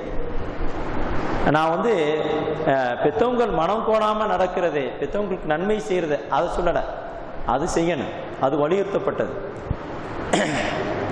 வகதா ரப்புக அல்லா தஅபுது இல்லா இய்யாஹு வபில் வாலிதைனி இஹ்சானா. அல்லாஹ் கட்டளையிட்டிருக்கிறான், என்னைத்தான் வணங்க வேண்டும், உன்னுடைய தாய் தந்தையருக்கு நன்மை செய்ய வேண்டும் என்று கட்டளையிட்டிருக்கிறான், நன்றி செலுத்த வேண்டும். அது ஒண்ணு, அது நாம செஞ்சிருவோம். அதாவது இப்போ பணம் கொடுக்கணும்னா உழைக்கக்கூடிய பிள்ளைங்க கொடுத்துருவாங்க, தாராளமாக கொடுப்பாங்க. நான் இங்கே சொல்லுவது அது நிறைவேறுது. நான் இங்கே சொல்றது பணிவிடை செய்யறது, வேலை செஞ்சு கொடுக்கிறது. அதை எவ்வளவு பேர் செய்யறோம்? அது சுன்னத்து இல்லையா? சுன்னத்தா இல்லையா? சொல்லப்பட்டிருக்கல. சில ஹதீஸ்களை நம்ம கேள்விப்படுறோம், அதுல இருக்கக்கூடிய படிப்பினையை சரியா நம்ம படிப்பினை பெறுறதில்லை. என்ன, நம்ம நிறைய கேள்விப்பட்டிருப்போம் பல பயான்கள்லையும் 3 குகைவாசிகளுடைய சம்பவம், சரிதானே? அது அதிகமாக சின்ன பிள்ளையில இருந்து பல பயான்கள்லையும் கேட்ட விஷயமா இருக்கு. ஆனா அதுல உள்ள படிப்பினையை நாம சரியாக பெறுறதில்லை, செயல்படுத்துறதில்லை. அதுல ஒருத்தர் வந்து தாய் தந்தையருக்கு பால் கறந்து கொடுக்கிறது இல்லையா, ஒரு நாள் தூங்கிட்டாங்கன்னு தலைமாட்டிலே நிற்பார். இதுல பாருங்க, பால் கறந்து அவரே கைனால கொண்டு போய் கொடுக்கிறார். அதான சொல்லப்படுது. அது மனைவிட்ட கொடுத்து நீ போய் கொடு, பிள்ளைகிட்ட கொடுத்து நீ போய் கொடு, வேலையாட்ட கொடு, வேலையாளும் கூட இருக்கிறதாக அந்த ஹதீஸ்ல வருது. அவருக்கு கொடுக்கறதில்ல, அவரே கொண்டு போய் நான் ஒரு நாள் கொடுப்பேன். ஒரு நாள் கொடுக்க போகும்போது தூங்கிட்டாங்க, நான் நின்றுக்கிட்டே இருந்தேன் முடிக்கிற வர. அப்ப இதுல என்ன தெரியுது, பெத்தவங்களுக்கு பணம் கொடுத்து உதவி செஞ்சுறது அவங்க தேவை நிறைவேற்றுக்கிற மாதிரி அதை முடிச்சுறது இல்லை. அவங்களுக்கு ஒத்தாசைகள், உதவிகள், பணிவிடை செய்யணுங்கிறது அல்லாஹ் தஆலா, அல்லாஹ்வுடைய தூதர் சொல்லி காட்டுறாங்க. நம்ம எவ்வளவு பேர் இதை செய்யறோம்? நிறைய பேர் செய்யறது இல்லை. நம்ம கொடுக்க வேண்டிய பணத்தை கொடுத்துட்டா, துணிமணி எடுத்து கொடுத்துட்டா, மனைவியை வச்சு அவங்களுக்கு செய்ய வேண்டிய கடமைகளை நம்ம காசு கொடுத்து உணவு எல்லாம் நல்ல தாராளமா கொடுத்துட்டாலே கடமை முடிஞ்சுன்னு நம்ம நினைக்கிறோம். இல்ல, முக்கியமான சுன்னத் இருக்குது. அந்த சுன்னத்தை இந்த ஹதீஸ் நமக்கு சொல்லுது.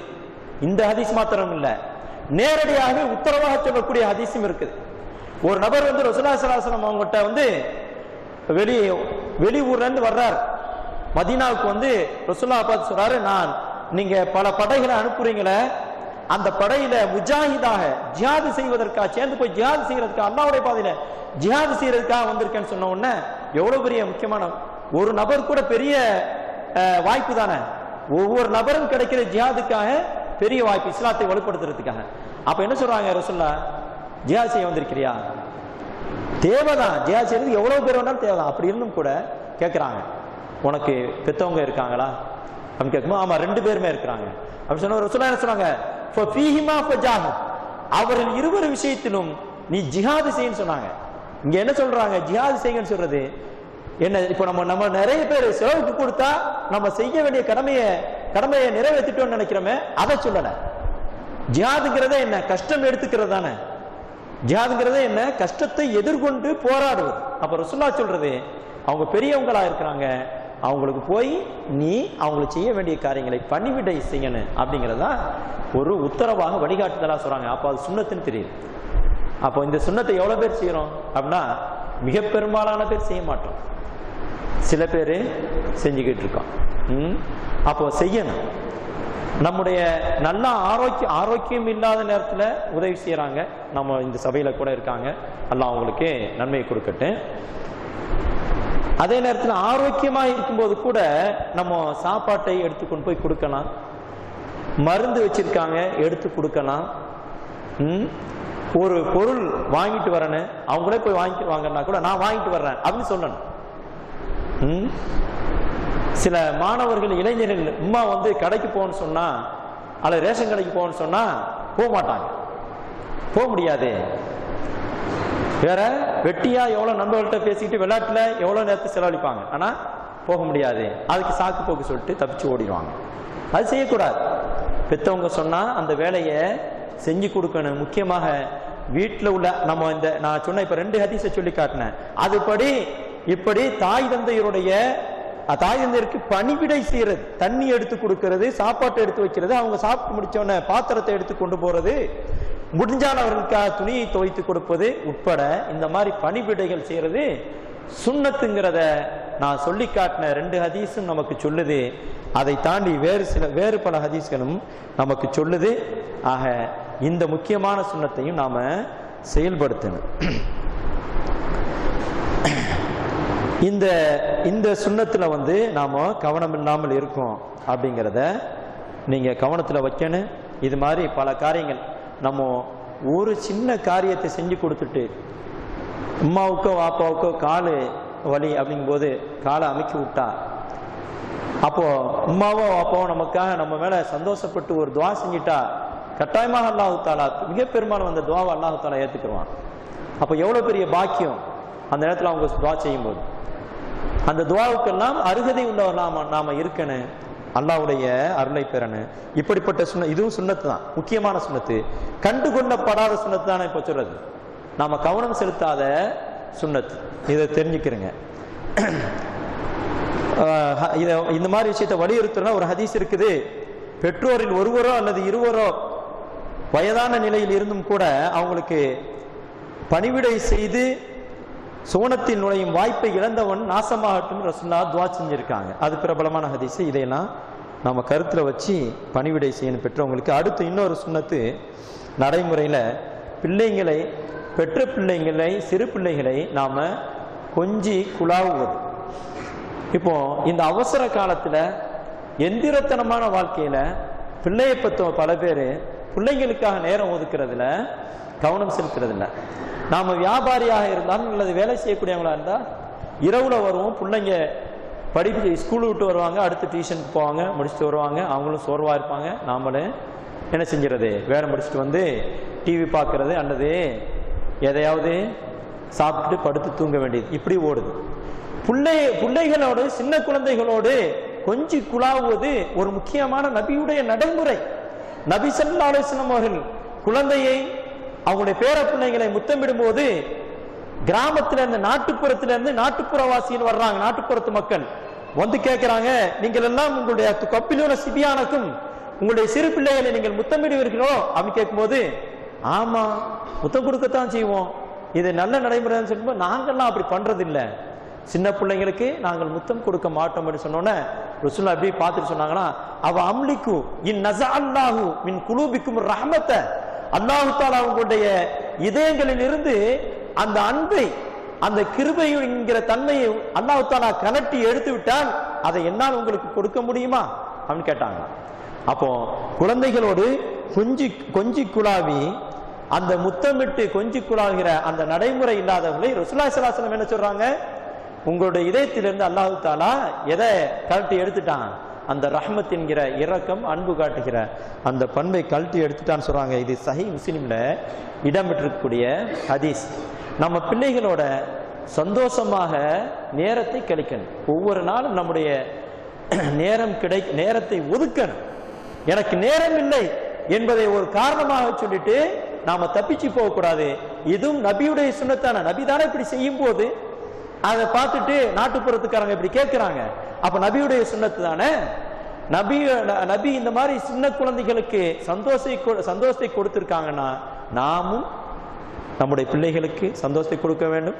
பெரியவர்கள் வயசானவர்கள் தங்களுடைய பேர பிள்ளைகளுக்கு சந்தோஷத்தை கொடுக்க வேண்டும். கொஞ்சி குழாவி எந்த அளவுக்கு நபி ஸல்லல்லாஹு அலைஹி வஸல்லம் அவர்கள் சிறு பிள்ளைகளுடைய அந்த விளையாட்டுக்கு அவருடைய சந்தோஷத்துக்கு மதிப்பு கொடுத்திருக்காங்க அப்படின்னு பார்த்தோம்னா ஹதீஸ்ல வருது, ரசூலுல்லாஹி ஸல்லல்லாஹு அலைஹி வஸல்லம் அவர்கள் ஜமாத்து தொழுகை நடத்துவதற்காக வர்றாங்க. அப்படி வரும்போது இமாமாக நின்று அந்த குழந்தை பருவத்தில் இருக்கக்கூடிய அவங்களுடைய பேர குழந்தைய பக்கத்துல வச்சுட்டு தொழுகை நடத்துறாங்க. மக்கள்லாம் பின்னாடி தொழுதுகிட்டு இருக்காங்க. அப்போ ரசூலுல்லாஹி ஸல்லல்லாஹு அலைஹி வஸல்லம் சின்ன குழந்தை தானே, பேர பிள்ளை. அப்ப ரசூலுல்லாஹி ஸல்லல்லாஹு அலைஹி வஸல்லம் சஜிதாவுக்கு போன உடனே சின்ன குழந்தை என்ன செய்யும், ஆமா ஆர்வத்துல சஜிதாவில் இருந்த ரசூலுல்லாஹி ஸல்லல்லாஹு அலைஹி வஸல்லம் முதுகு மேல ஏறி உட்கார்ந்துருச்சு பேர குழந்தை. அப்ப ரசூலுல்லாஹி ஸல்லல்லாஹு அலைஹி வஸல்லம் அவர்கள் உடனே எந்திரிச்சிடல, இப்படி இறக்கி விட்டுட்டு எந்திரிச்சு உட்கார்ந்துடலாம். ஆனா எந்திரிக்கல, புள்ள இறங்குறவரை தாமதிக்கிறாங்க. நேரம் போய்கிட்டே இருக்குது. அப்போ இந்த செய்தியை அறிவிக்கக்கூடிய சஹாபி சொல்றாங்க, இவ்வளவு லேட் ஆகுது, என்னமாவது ஆயிடுச்சு அப்படின்னு சொல்லிட்டு நான் சுஜூதுல தலையை தூக்கக்கூடாது, ஆனா ரொம்ப நேரம் ஆகுது. அந்த சஹாபி தலையை லேசா தூக்கி பார்த்தாங்களாம். பார்க்கும்போது அந்த சின்ன பேர குழந்தை ரசூலுல்லாஹ்வுடைய பேர குழந்தை ரசூலுல்லாஹ்வுடைய முதுகுல இருந்து விளையாடி கொண்டு இருக்கிறத பார்க்குறாங்க. பார்த்தோன்னா இந்த சஹாபி மறுபடியும் சுஜூதுல இருந்துட்டாங்க. கொஞ்ச நேரம் கழிச்சு ரசூலுல்லாஹி ஸல்லல்லாஹு அலைஹி வஸல்லம் அவர்கள் சுஜூதுல எந்திரிச்சு தொழுகையை தொடர்ந்து தொழுகை முடிச்சுட்டாங்க. முடிச்ச பிறகு எல்லார் மனசுலையும் கேள்வி இருக்கும்ல, இந்த ஒரு சஹாபி தான் எந்திரிச்சு பார்த்தாங்க. அந்த பார்த்த சஹாபி நமக்கு அந்த செய்தியை அறிவிக்கிறாங்க, இந்த செய்தியை. அப்போ எல்லார் மனசுலையும் அந்த கேள்வி இருக்குங்கிறதுக்காக ரசூலுல்லாஹ் சொல்றாங்க, நான் தொழுதுகிட்டு இருக்கும்போது என்னுடைய பேரன் என்ன செய்யத்தான் என்னுடைய முதுகு மேல ஏறி சவாரி செய்ய ஆரம்பித்து விட்டார். அதனால அவராக இறங்குறவரை நான் பொறுத்து இருந்தேன் அப்படின்னு சொல்றாங்க. அப்ப எந்த அளவுக்கு பிள்ளைகளுடைய விளையாட்டுக்கு அவங்களுடைய அந்த சின்ன சந்தோஷத்துக்கும் கூட ரசூலுல்லாஹி ஸல்லல்லாஹு அலைஹி வஸல்லம் அவர்கள் முக்கியத்துவம் கொடுத்திருக்காங்க. அப்ப இது மாதிரி நாமளும் முக்கியத்துவம் கொடுத்து பிள்ளைகளுடைய அந்த சந்தோஷத்துக்காக நம்ம சில சிரமங்களை ஏற்றுக்கொள்வது, முக்கியத்துவம் கொடுத்து அவர்களை சந்தோஷப்படுத்துவது என்னது ரசூலுல்லாஹ்வுடைய சுன்னத் வழிமுறை. அப்ப பெரியவங்க இதுக்கு முக்கியத்துவம் கொடுக்கணும்ல. ஆனா இன்னைக்கு இந்த எந்திர வாழ்க்கையில பல பேர் இதுல கவனம் செலுத்துறது இல்லை. இதுவும் ரசூலுல்லாஹ்வுடைய சுன்னத்து தான், நீங்க கவனம் செலுத்தணும். பல பேர் வேலையை காரணம் காட்டி, நான் வலியுறுத்தி சொல்றேன், வேலையை காரணம் காட்டி இதை தவிர்க்க கூடாது. பிள்ளைகளோடு நமக்கு தொடர்பு இருக்கணும். நாம வேலைகளை நம்முடைய பிஸியா தான் இருப்போம், பிஸியா நிறைய பேர் இருப்போம். அந்த பிஸியா இருக்க வேண்டிய காரியங்கள்ல இதுவும் ஒண்ணு. இப்படி நம்ம புரியணும். பிஸியா இருக்கேன் வேலை நெருக்கடி அப்படிங்கிறதுக்காக ஃபர்து தொழுகை தொழாம இருந்தா அது தப்பு தானே. அது மாதிரிதான் நீங்க எவ்வளவு பிஸியாக இருந்தாலும் கூட அந்த பிஸியாக இருக்க வேண்டிய ஒரு காரியங்கள்ல குழந்தைக்கு நேரம் ஒதுக்குவதும் ஒன்று. நீங்க அந்த காரியத்திலும் பிஸியாக இருக்கணும். இதை நீங்க மனசுல பதிவு பண்ணி நீங்க குழந்தைகளோடு சந்தோஷமாக நீங்க நேரத்தை கிடைத்தால்தான் அவங்க பெரியவங்க ஆகும்போது நம்ம மேல ஒரு இறுக்கமான பாசத்தோடு அன்போடு இருப்பார்கள். அதையும் நீங்க கவனத்துல வைக்கணும். இதுவும் ரசூலுல்லாஹ்வுடைய நம்மளால் அலட்சியப்படுத்தக்கூடிய சுன்னத். இன்னொரு முக்கியமான சுன்னத்து, நோயாளியை நலம் விசாரிக்க செல்வது. நான் திரும்ப சொல்றேன், இந்த எந்திர வாழ்க்கை வேலைக்கு போகணும் 8 மணி நேரம், அது ரொம்ப கண்டிஷனான இடங்கள்ல தான் 10 மணி நேரம் 12 மணி நேரம் அப்படிதான் ஆகும். அல்லது வியாபாரிகளாக இருந்தால் சின்ன சின்ன வியாபாரம் பண்ணா இன்னும் அதை விட டைம் ஆகும். மார்க்கம் வலியுறுத்தியிருக்கக்கூடிய காரியங்கள், இதை நாம சுன்னத்துன்னு சொன்னாலும் ரொம்ப வலியுறுத்தப்பட்டிருக்கக்கூடிய காரியம் தான் இது, நோயாளியை நலம் விசாரிக்க செல்வது. ஆனா இன்னைக்கு பாத்தீங்கன்னா ரொம்ப நெருக்கமான உறவினர் ஒரு இடத்துல நோய்வாய்ப்பட்டு இருக்காரு அப்படிங்கிற செய்தி நமக்கு கிடைக்கும், போக மாட்டோம். சில பேர் போகணும்னு நினைப்போம், நேரம் இல்லைன்னு இருப்போம். அப்படி இருக்கிறோமா? இப்ப கூட பல பேர் யோசிச்சு பார்த்தீங்கன்னா, வயசானவங்க ரொம்ப முடியாம வீட்டை விட்டு வெளியே வர முடியாம நம்ம சொந்தக்காரங்கள் அல்லது மிக நெருக்கமான நட்பு வட்டத்தில் உள்ளவங்க இருப்பாங்க. வெறும் சொந்தக்காரங்க மாத்திரம் இல்லை, அல்லாஹ்வுடைய மார்க்கத்தில நாம் யார் மீது நேசம் கொண்டோமோ அவரெல்லாம் மார்க்க சகோதரர், அப்படிதானே? அப்போ அப்படியாப்பட்டவங்களும் நமக்கு தெரிஞ்சவங்களா இருக்கும்போது அவங்க நோய்வாய்ப்பட்டிருக்காங்கன்னா போய் நலம் விசாரிக்கணும். இதை ஒரு முக்கியமான அமலாக மார்க்கத்தில் வலியுறுத்தப்பட்டிருக்கு. எந்த அளவுக்கு சொல்லப்படுதுன்னா, ஆர்வம் ஊட்டப்பட்டிருக்குன்னா, ரசூலுல்லாஹி ஸல்லல்லாஹு அலைஹி வஸல்லம் சொல்றாங்க, ஒரு முஸ்லீம் இன்னொரு முஸ்லிமை நோய்வாய்ப்பட்டிருக்கக்கூடிய ஒரு இன்னொரு முஸ்லிமை நலம் விசாரிப்பதற்காக காலை நேரத்தில் சென்றால் அவருக்காக 7000 மலக்குமார்கள் மாலை வரை அல்லாஹ்விடத்துல இப்படி நலம் விசாரிக்க சென்ற இந்த முஸ்லிமுக்காக துஆ செய்து கொண்டே இருப்பார்கள். இதே மாதிரி மாலையில நோயாளியை இவர் நலம் விசாரிப்பதற்காக சென்றால் அதே மாதிரி 7000 மலக்குமார்கள் மறுநாள் காலை வரை இவருக்காக துஆ செய்து கொண்டே இருப்பார்கள் அப்படின்னு சொல்லிட்டு சொல்றாங்க. அப்ப எந்த அளவிற்கு மலக்குமார்களுடைய அது 7000, இது சஹீஹ் முஸ்லிம்ல இடம்பெற்றக்கூடிய ஒரு ஹதீஸ். 7000 மலக்குமார்கள் நமக்காக துஆ செய்யறாங்க. ஏன்?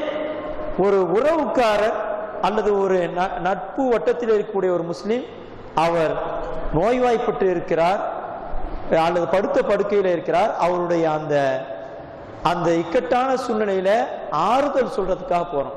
நம்ம போய் அவருக்கு மருந்து வாங்கி கொடுக்க வேண்டியதில்லை அல்லது மருத்துவ உதவிலாம் காசு பணம்லாம் கொடுக்க வேண்டியதில்லை. போய் பார்த்தாலே நோயாளிகளுக்கு ஒரு ஆறுதலாக இருக்கும். நம்ம மதிக்கிறாங்க அப்படின்னு சொல்லிட்டு நம்ம பார்க்க வந்திருக்காங்கன்னு சந்தோஷப்படுவாங்க.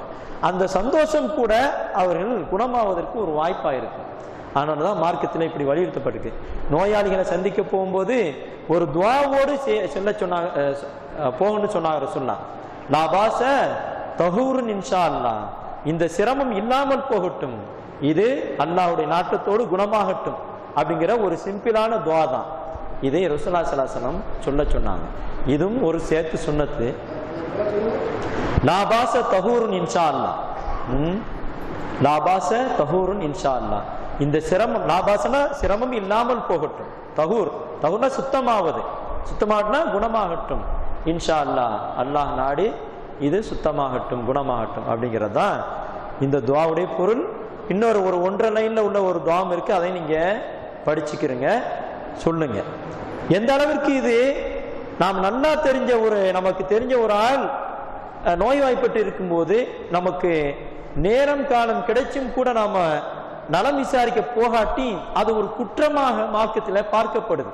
மறுமையில அடியார்கிட்ட கேட்கக்கூடிய துஆவுல இதுவும் இப்படியும் ஒண்ணு சொல்லப்பட்டிருக்கு. அல்லாஹ் தஆலா நாளை மறுமையில கேள்வி கேட்கும் போது ஒரு அடியானை கூப்பிட்டு, நான் நோய்வாய்ப்பட்டு இருந்தேன், அல்லாஹ் சொல்லுவானா, நான் நோய்வாய்ப்பட்டு இருந்தேன், நீ ஏன் என்னை நலம் விசாரிக்க வரல அப்படின்னு கேட்பானா. அப்போ இந்த அடியான் ஒரு அதிர்ச்சி அடைஞ்சு, யா அல்லாஹ், நீ ரப்புல் ஆலமீன், அயலங்களுக்கெல்லாம் ரட்சகன், நீ எப்போ நோய்வாய்ப்பட்டு இருந்த, நான் எப்படி உன்னை நலம் விசாரிக்க வர முடியும் அப்படின்னு சொல்லி கேட்கும்போது அல்லாஹ் தஆலா நினைவூட்டுவானா, இந்த பேர் கொண்ட இந்த அடியான் உனக்கு தெரிஞ்சார், உன்னுடைய உறவுக்காரர் நோயில படுத்த படுக்கையில இருந்தார், நீ அவரை போய் நலம் விசாரிக்காம இருந்தா, நலம் விசாரிச்சு இருந்தா என்னை அங்கே கண்டு இருப்பாய், அதாவது என்னிடத்துல அதற்குரிய நன்மையை நீ பெற்றிருப்பாய் அப்படின்னு சொல்லிட்டு அல்லாஹ் தஆலா மறுமையில இப்படி நோய் நலம் விசாரிக்காத இந்த அடியானை கண்டிப்பதாக அல்லாஹ்வுடைய தூதர் ஸல்லல்லாஹு அலைஹி வஸல்லம் அவங்க சொல்லி காட்டுறாங்க. இப்படி பார்த்தா நம்ம வாழ்க்கையில நடைமுறையில இருக்கக்கூடிய அல்லாஹ்வுடைய தூதரும் வலியுறுத்திருக்கக்கூடிய முக்கியமான வழிமுறைகளை நாம புறக்கணிச்சுக்கிட்டே இருக்கோம் அப்படிங்கிறத நாம ஹதீஸின் வாயிலாக பார்த்தா நிறைய விஷயங்கள் நாம பார்க்கலாம். இது மாதிரி நடைமுறையில் இருக்கக்கூடிய சுன்னத்துகளையும் நாம பேணி வரணும். அதுல ஒரே ஒரு விஷயம், பல் துலக்குவது. என்னது? பல் துலக்குவது. நாம காலையில எந்திரிச்சா சுபுக்கு எந்திரிச்ச உடனே பேஸ்ட் வச்ச பல்லு துளைக்கிறோம். அடுத்து நம்ம எப்போ தான் பல் துளக்குவோம்? அடுத்து அதாவது முறையாக பல் துளக்கிற அடுத்த நாள். ஆனால் நுகருக்கு நம்ம பல்லு விளக்குவோம். எப்படி? விரலால. நம்ம என்ன நினைக்கிறோம்னா, விரலால பல்லு விளக்குனா அந்த சிவாக்குடைய அந்த நிலை வந்துருது, அந்த சுண்ணத்து முழுமையா நிறைவேறுதுன்னு நினைக்கிறோம். அது கிடையாது. சிவாக்கு தானே வருது. அப்ப சிவாக்குங்கிறது பல் துளக்குவது. அப்ப பல் துளக்குறதை எதன் மூலமாக ரசூலுல்லாஹி ஸல்லல்லாஹு அலைஹி வஸல்லம் நடைமுறைப்படுத்தி காட்டினாங்களோ அது வரணும். அதாவது குறைஞ்சபட்ச அளவு, ஒண்ணுமில்லாததுக்கு விரல், நீங்க குறைஞ்சபட்சம் ஒண்ணுமில்லாததுக்கு செஞ்சுட்ட அப்படின்னு போயிருமே தவிர, ஒளிவில நீங்க பல் துளக்குறன்னு சொன்னா எதுதான் வரணும்? அந்த குச்சியோ அல்லது வெறும் பிரஷோ குச்சியோ பல் துளக்குவதற்கு பயன்படுத்தக்கூடிய பொருள் வரணும். நாம இல்லாதனால எடுக்காதனால குறைஞ்சபட்சம் நம்ம விரலை பயன்படுத்துறோம். அது அல்ல முழுமையான சுன்னத். நாம எடைய குச்சியை பயன்படுத்தணும், அல்லது சொரசொரப்பாக இருக்கக்கூடிய வெறும் பிரஷ், பேஸ்ட் இல்லாத வெறும் பிரஷையும் பயன்படுத்தணும். அப்போதான் பல் துளக்குறதுடைய அந்த முக்கியத்துவம் சுன்னத்து நிறைவேறும், முழுமையாக நிறைவேறும். நாம ஒழுகுல செய்யக்கூடிய அந்த பல் துளக்குறது போக அதை மாத்திரம் மார்க்கத்துல சொல்லல. ரசூலுல்லாஹி ஸல்லல்லாஹு அலைஹி வஸல்லம் அவர்கள் சும்மா இருக்கும் போதே சும்மா பல்லு விளக்குற நடைமுறைப்படுத்தினாங்க. ரசூலுல்லாஹி ஸல்லல்லாஹு அலைஹி வஸல்லம் உங்க வீட்டுக்கு வந்தா என்ன செய்வாங்க அப்படின்னா, முதல்ல பல்லு துளக்குவார்கள் அப்படின்னு ஹதீஸ்ல வருது. நிலை மாறும் பொழுதெல்லாம் பல் துளக்குவார்கள். சாப்பிட்றதுக்கு முன்னாடி, சாப்பிட்டு முடிச்ச பிறகு, இப்படி நிலைகள் மாறும் பொழுதெல்லாம் பல் துளக்குவார்கள் அப்படின்னு வருது. தொழுகைக்காக ஒழுவுடைய நேரத்தில் பல் துளக்குறதுங்கிறது ஒழுவுடைய சுன்னத்தாயிரும்.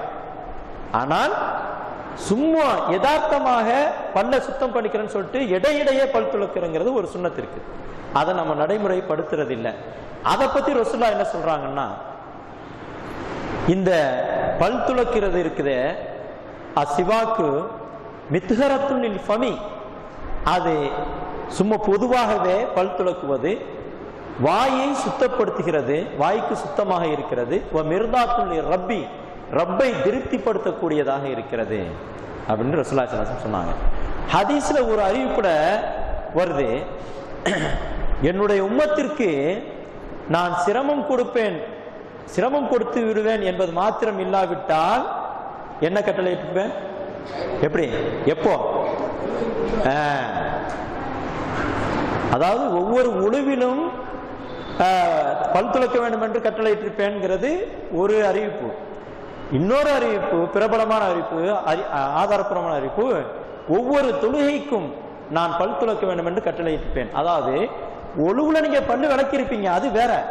நீங்க தொழுகைக்காக எந்திரிச்சிருந்தீங்களா, அப்போ பல்லு விளக்கிட்டு நிக்கணும் அப்படிங்கிறத பல் விளக்குவதை மாத்திரம் நான் கட்டளையிட்டிருப்பேன்னு சொல்றாங்க. அது சிரமமா போயிருக்கேன் அப்படிங்கிறதுக்கு அதை கட்டளையா இடவில்லை சொல்றாங்க. அப்போ நம்ம முன்னாடியே ஒளிச்சிருந்தாலும் கூட தொழுகைக்காக எந்திரிச்சு நிக்கிற நேரத்துல, தயாராகிற நேரத்துல வெறும் பல் துளக்கிறது மாத்திரமே ஒரு சுன்னத்தாக இருக்குங்கிறத நம்ம தெரிஞ்சுக்கலாம். அரபு நாட்டில் இருந்தவங்களுக்கு தெரியும், அரபுக்காரர்கள் சிவாக் குச்சி வச்சிருப்பாங்க, அடிக்கடி பல் துளக்குவாங்க. தொழுகைக்கு தக்பீர், இமாம்கள்லாம் பல் துளக்க, அதாவது தொழுகைக்கு போய் தக்பீர் கட்ட போறதுக்கு முன்னாடி ஒரு தடவை பல்லு விளக்கிட்டு போய் தக்பீர் கட்டுவாங்க இமாமா நிற்கிறவங்க கூட. ஆனால் அடிக்கடி பல்லு விளக்கும் போது போய் துப்ப வேண்டியதில்லை அப்படிங்கிறதும் அதில் தெரியுது. நீங்க ரசூலுல்லாஹ்வுடைய ஹதீஸ்ல பார்த்தா கடைசியாக ரசூலுல்லாஹ்வுக்கு என்ன செய்யப்பட்டது? பல் துளக்கி விடப்பட்டது தானே. எந்த அளவுக்கு மரணப்படுக்கையில் இருக்கும்போது ஆயிஷா ரலியல்லாஹு அன்ஹாவுடைய அந்த சகோதரர் வந்து நிக்கிறாங்க, அவங்களுடைய பாக்கெட்ல சிவாக் குச்சி இருக்குது, அதையே ரசூலுல்லாஹ் பார்க்கறாங்க. இன்னும் ஒரு சில நிமிஷத்துல ரசூலுல்லாஹ் மரணிக்க போறாங்க. அதுக்கு முன்னாடி வந்து சக்கராத்துல தான் இருக்காங்க. அந்த நேரத்தில் கூட அதையே பார்க்கும்போது அருமை மனைவி அன்னை ஆயிஷாவுக்கு புரியுது பல் துளக்கன்னு ரசூலுல்லாஹ் விரும்புறாங்க. அப்போ ஜாடையாவே கேட்கறாங்களா ஆயிஷா நாயகி, அதை எடுத்து நீங்க பல்லு விளக்கணுமா அப்படின்னு கேட்கும்போது ஆமான்னு ரசூலுல்லாஹ் தலையசைக்கிறாங்க. உடனே அதை வாங்கி ஆயிஷா நாயகி இன்னொரு புறத்துல தன்னுடைய வாயால ஆயிஷா நாயகி கடிச்சு மென்மையாக்கி அதை வந்து என்ன செய்யறாங்க, ரசூலுல்லாஹ்வுடைய வாயில வச்சு தீட்டி விடுறாங்க. அப்படி தீட்டி விட்டதோட கொஞ்ச நேரத்தில் அப்படியே ஒரு சில நிமிஷத்துல ரசூலுல்லாஹி ஸல்லல்லாஹு அலைஹி வஸல்லம் அவர்கள் அல்லாஹும்ம ஃபிர் ரஃபீக்கில் அலா, யா அல்லாஹ் உயர்ந்த நட்போடு இருக்க வைப்பான்னு சொல்லிட்டு மரணிச்சுறாங்க. அதை கூட ஆயிஷா நாயகி சொல்லுவாங்க, கடைசியாக ரசூலுல்லாஹ்வுடைய வாயில் பட்டது என்னுடைய எச்சில் அப்படின்னு சொல்லுவாங்க. அப்போ என்ன தெரியுது, அது ஒரு சாதாரண நடைமுறையாக இருந்திருக்கு. சும்மா சும்மா ரசூலுல்லாஹி ஸல்லல்லாஹு அலைஹி வஸல்லம் பல் விளக்கி இருக்காங்க. அதனாலதான் அந்த சமயத்துல கூட ஆயிஷா நாயகி அப்படி பல் விளக்கி விட்டுருக்காங்க அப்படிங்கிறது தெரியுது. இது பல்லுக்கு சுத்தமாக இருக்குது. ரசூலுல்லாஹி ஸல்லல்லாஹு அலைஹி வஸல்லம் சொல்வது போல அல்லாஹ்வை திருப்திப்படுத்தக்கூடிய காரியமாக இருக்கிறது. பொதுவாக நடைமுறைக்கும் சுத்தம் தேவை, நம்முடைய உடல் ஆரோக்கியத்துக்கும் அது தேவையான ஒன்றாக இருக்கிறது. இப்படி நம்ம பார்த்தோம்னா நாம கவனம் செலுத்தாத அலட்சியமாக இருக்கக்கூடிய சுன்னத்துகள் இபாதத்துகளையும் நல்ல அமல்களையும் நிறைய இருக்குது, நடைமுறை வாழ்க்கையிலையும் இருக்கிறது. நான் இன்றைக்கு சொல்லி காட்டிய விஷயங்களை நாம் நடைமுறைக்கு கொண்டு வர வேண்டும். இது அல்லாமல் நாம் ஹதீஸ்கள் வாயிலாக தெரிந்து கொள்ளக்கூடிய சுன்னத்தான காரியங்களையும் நாம் நம்முடைய வாழ்க்கையிலே கொண்டு வர வேண்டும். எல்லாம் அல்லாஹு தாலா அல்லாஹ்வுடைய தூதருடைய சுன்னத்துகளை எப்பொழுதும் பேணுதலோடும் ஆர்வத்தோடும் செய்து இந்த வல்ல அல்லாஹ்வுடைய நல்லருளை இந்த உலகத்திலும் மறு உலகத்திலும் பெறுவதற்கான நல்வாய்ப்பு நம் அனைவருக்கும் தந்தருள்வானாக. வாஹிர் தாவானா அல்ஹம்துலில்லாஹி ரப்பில் ஆலமீன்.